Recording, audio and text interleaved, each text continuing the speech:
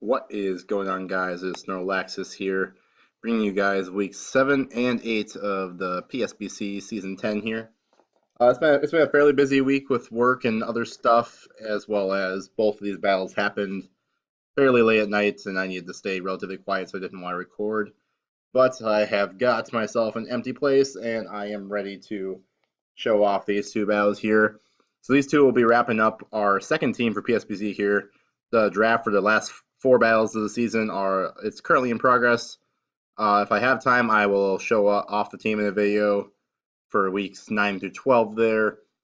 Otherwise, if I don't, I'll just go over the team real quickly at the beginning of probably like my week 9 battle or so. So without further ado, we'll start getting into this here. We have got our week 7 opponent, and this would be Ruppy. He has a very interesting team.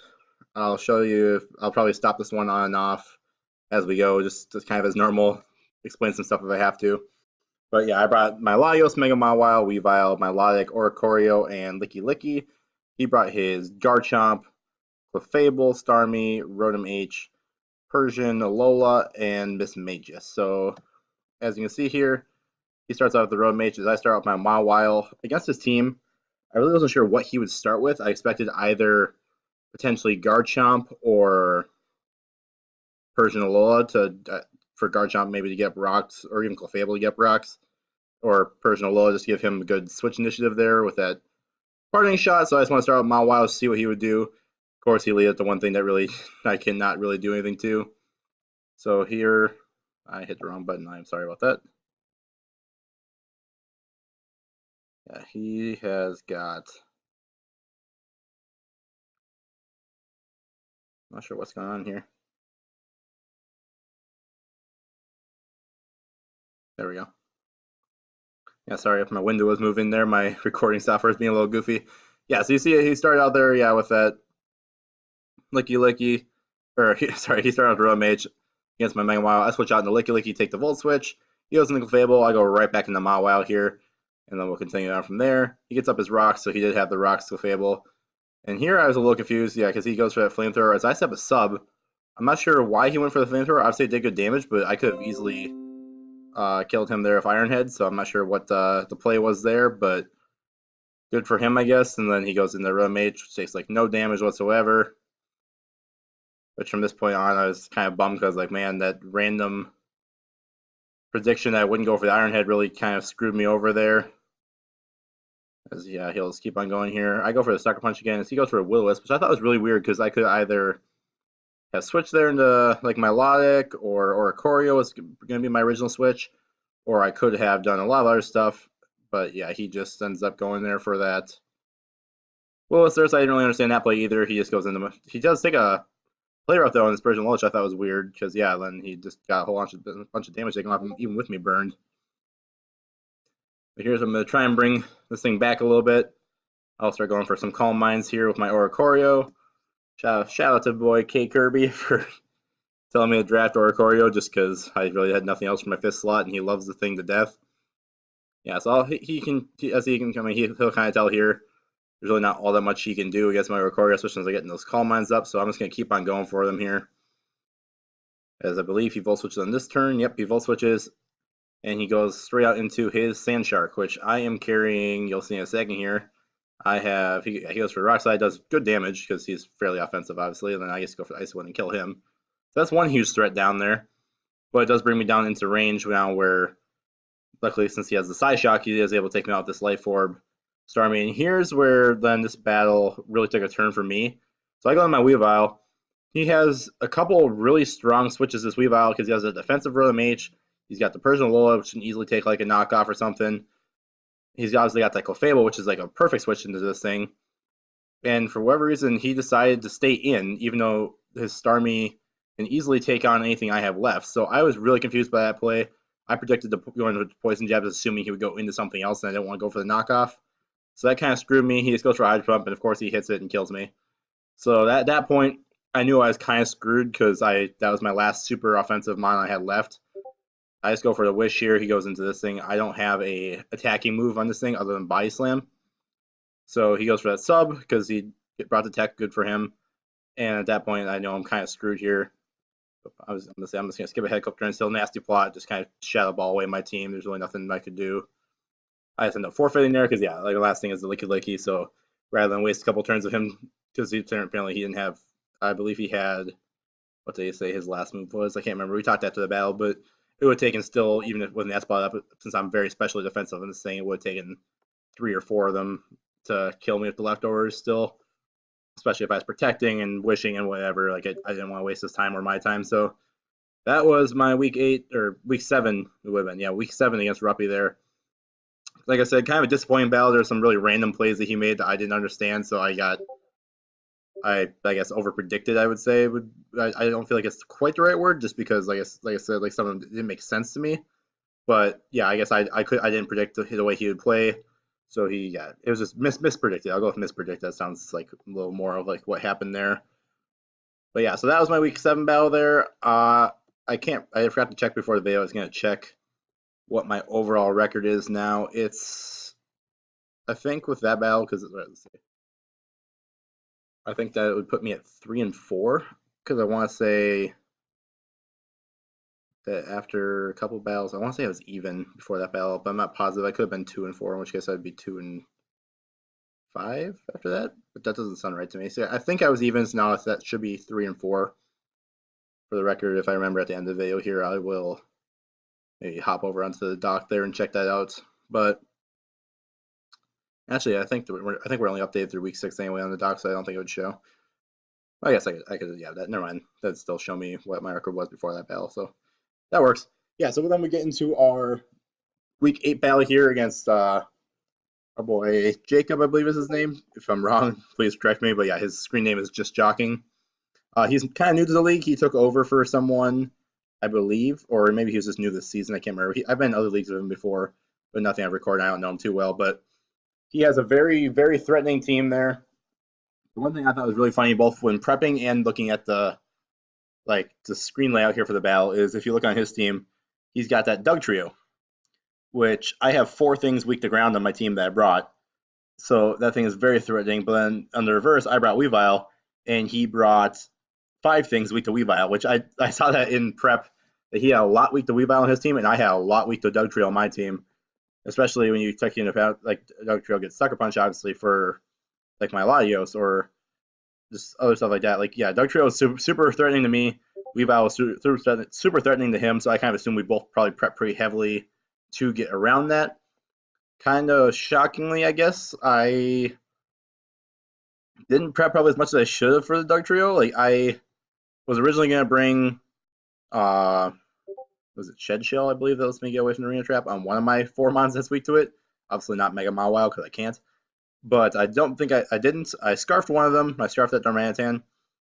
And, yeah, outside of that, my plan was just to take it out priority or outspeeding it. So I didn't really know what else to do with my team prep. I had some good stuff on my team to wall the Doug trio, but the rest of his team took care of him pretty well. So I decided it'd be overall better to go kind of more offensive and to see what happens there. Yeah, so I brought my Laios again, Mega Mawile, Jolteon, Darmanitan, Toxicroak, and Weavile. He has his Haxorus, Jellicent, Doug trio, Mega Medicham. Also a huge threat. I mean, what really switches into a Mega Medicham, let's be honest. Azelf and that Thundy T, which both Azelf and Thundy T special monsters hit like trucks. So, yeah, we both brought very offensive teams. Like, I kind of have my one bulkier mon in, I guess. Actually, I guess I didn't really bring any super bulky mon. I had a decent amount of bulk in my Laios. It was kind of support Laios. And then my Mawile is just kind of max HP, max attack there. So there's a little bit of bulk plus the Intimidate. But yeah, we both brought pretty much full on offense, as you can tell.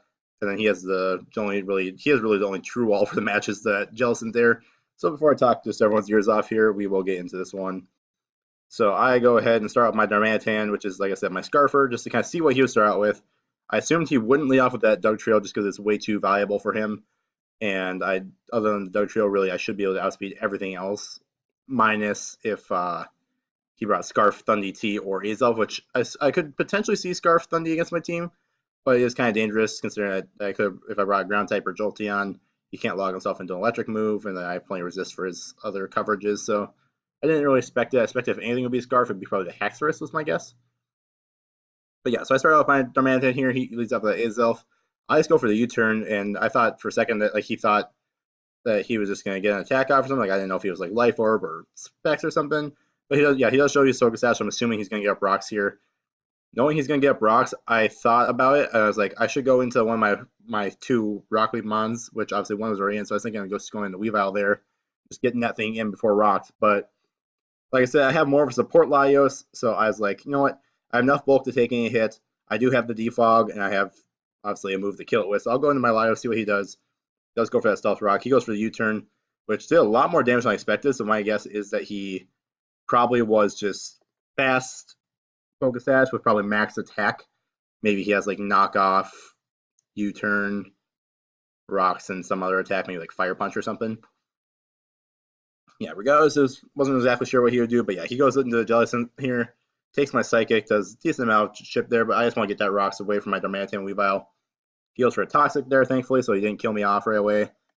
And so I just stay in. I go for a Thunderbolt here, do a decent amount of damage as he takes me out with an Ice Beam, but I have the Yachi Berry, which if he didn't Toxic me, I would have lived, but he did have the Toxic, so I die anyway. I just go into my Jolteon here. Not sure what he wants to go into there. Like, obviously, he has the Thundurus here and the Dugtrio for electric immunity. Obviously, Jellicent would be weak to electric, so he has good resist there, and then as well as the Dragonite, or not Dragonite, Haxorus resist. I decided to go for a Shadow Ball. I am very specially oriented, obviously. I think I'm max special attack.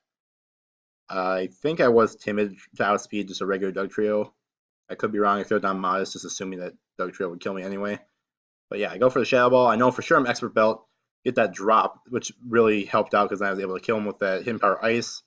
Kind of a bummer for him, although regardless, I mean, I kind of assumed that I'd bring this thing in, kill, or get a good amount of damage on something, and if it didn't kill me back, the Dugtrio would just come in and finish me off, so I was kind of stacking my Jolteon in a sense anyway.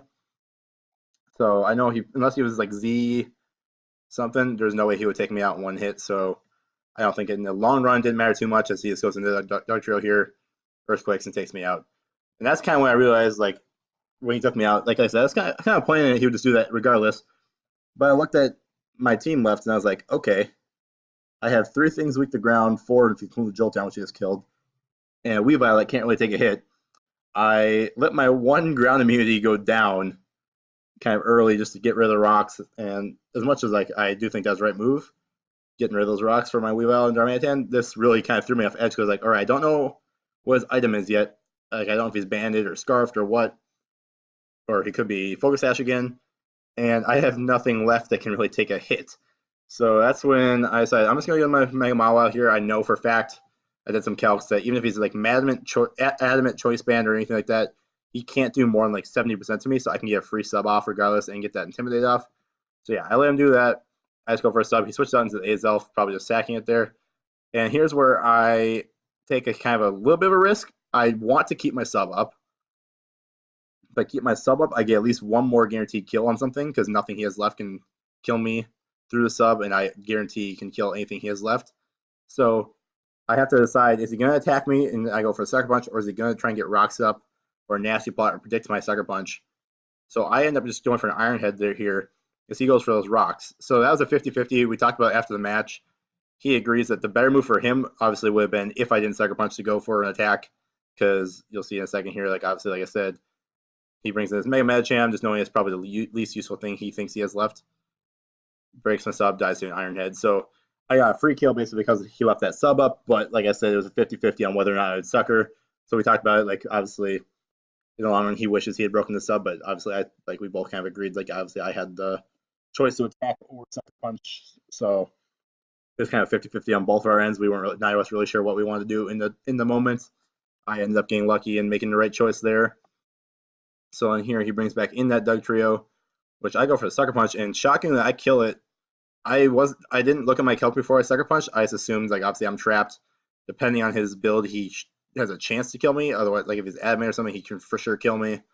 And yeah, so I just like go right ahead there, and I did at this point I did know for a fact that he was Scarf because he outsped my Jolteon. But yeah, like I said, like I didn't know if he was admin or not. If he's admin, there's a good chance he would kill me. If not, I think there's a role for me to live. But yeah, the Sucker Punch killed him. I didn't ever check the count to see if that was guaranteed or not, but yeah, that thing killed me. I'm not sure here. At this point, he had said GG to me. Starts going for Rock Slides. So I don't know what his build was.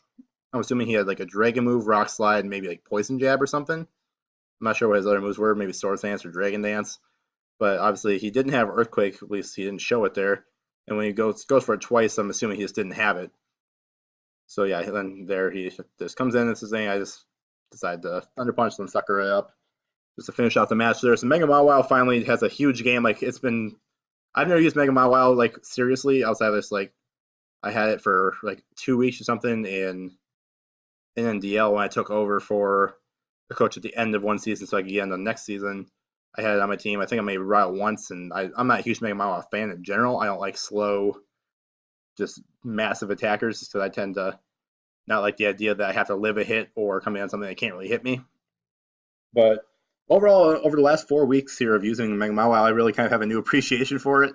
It's a really fun mon to use if you can use it right. Like I guess too, like that's what I kind of learned is like you really have to pick and choose your moments with Mega Mawile because, like I said, if you can't come in on something that's faster than you that you know can hit you extremely hard, because you either need to get a sub up to just be able to start attacking freely, or you need to know for a fact that you're going to take very little damage and can kill back. So it's kind of an interesting dynamic that I don't use a whole lot, but I was happy it finally had its moment, and kind of sad to see it go here now, but I am very excited to use my next Mega. I won't give a spoil out, but it's something I've used quite a bit, and I'm really happy to have it back again because something I'm just really comfortable with, really feel like I can build a team around, and I think that hopefully I can win at least. My goal is to win of my last 4 matches, 3 of them, because I think that could put me in playoff contention right now. I know as of like week 6 here, actually, yeah, I'll go hop on the dock here real quick if y'all don't mind sticking around for this 1 extra minute. But let's go to the homepage here. So if I scroll the page over here, you'll see, yeah, as of week 6, I was 3-3 with 0 differential. So yeah, it's perfectly even. Funny. Yeah, and then I lost 1. And how bad of a loss was that? Let me pull back open that replay here.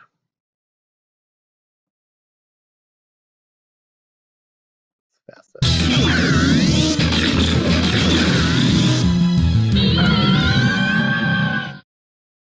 yeah, so it was a 5-0.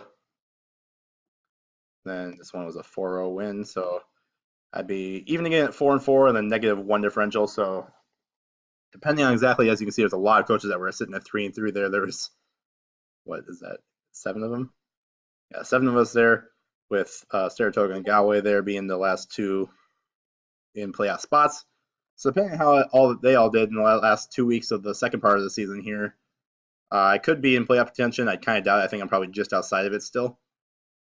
But yeah, so with updated stats, we'll check it out probably at the beginning of week 9 here. We'll see once me and the other mods and owners get around to updating week 7. I think we're still waiting on 1 or 2 matches, which is why we haven't updated yet. As well as once week 8 is complete here, because week 8 ends after this week, and then yeah, after that draft ends, which hopefully will be this weekend before week 9 officially starts. Otherwise, we can postpone week 9 for a week. But yeah, I'll go over the standings and such at that point. But yeah, for now, I hope you enjoyed those 2 battles. Like I said, really happy that I was able to use Mega Mawile on some other mons I don't really use very often or at all, being like Oricorio, Mega Mawile, Toxicroak. I've used just a little bit here and there. Glad that they all got brought and got some moments, but like I said, I'm fairly excited for what's coming up next year with the mons that I have on my new team so far, plus a couple picks I haven't made yet. So I will try to bring you guys a little update on that when that comes out, both standings and my next team. Otherwise, if I don't get around to that, I will see you all in week 9.